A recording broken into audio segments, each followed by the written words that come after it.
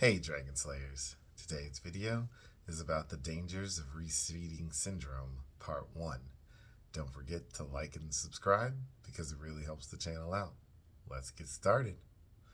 Refeeding refers to the 1 to 2 days immediately after an extended fast. Medical complications during refeeding were first described in severely malnourished Americans in Japanese prisoners of war camps in World War II.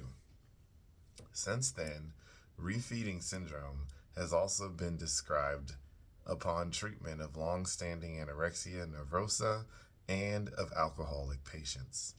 It is particularly prone to occur in these groups of patients because they are often malnourished and do not have significant body fat stores to begin with.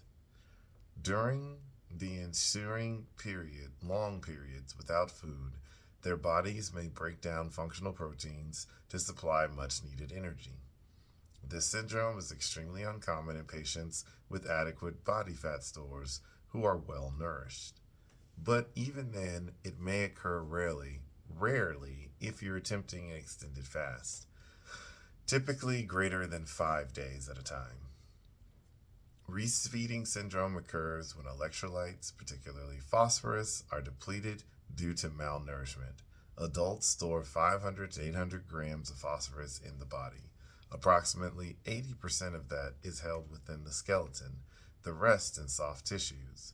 Most phosphorus is kept inside the tissue cells rather than in the blood, and the blood levels of phosphorus are very tightly controlled. During prolonged malnutrition, blood levels of phosphorus remain normal as long as the bone stores are used up. Once refeeding begins, the food levels raise insulin levels, which stimulates the synthesis of glycogen, fat, and protein. All of that requires minerals like phosphorus and magnesium. This puts an enormous demand on already depleted phosphorus stores. Too little phosphorus is left in the blood, and that causes the body to power down.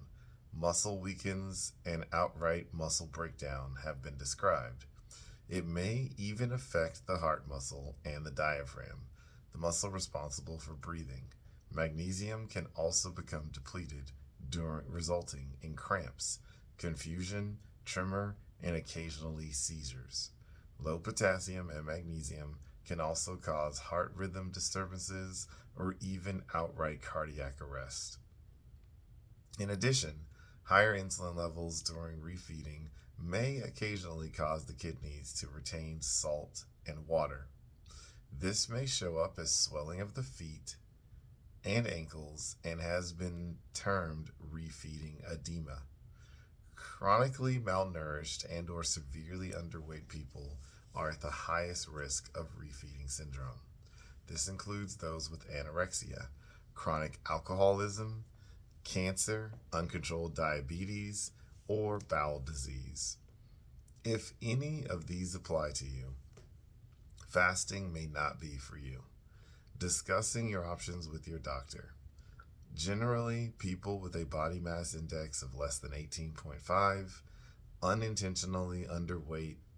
unintentional weight loss of more than 10% of the body weight in the past 6 months, or a history of alcoholism or misuse of drugs should be especially careful about extended fasting.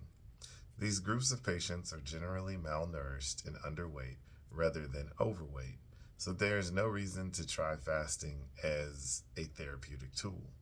However, if absolutely necessary, for example, religious or spiritual purposes, there may consider short-term fasts lasting less than 24 hours. Fortunately, refeeding syndrome is very rare.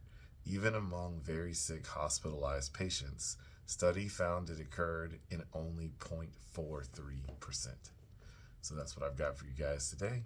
Don't forget to like and subscribe because it really helps the channel out. And remember guys, that together, you and I will slay the dreaded diabetes dragon.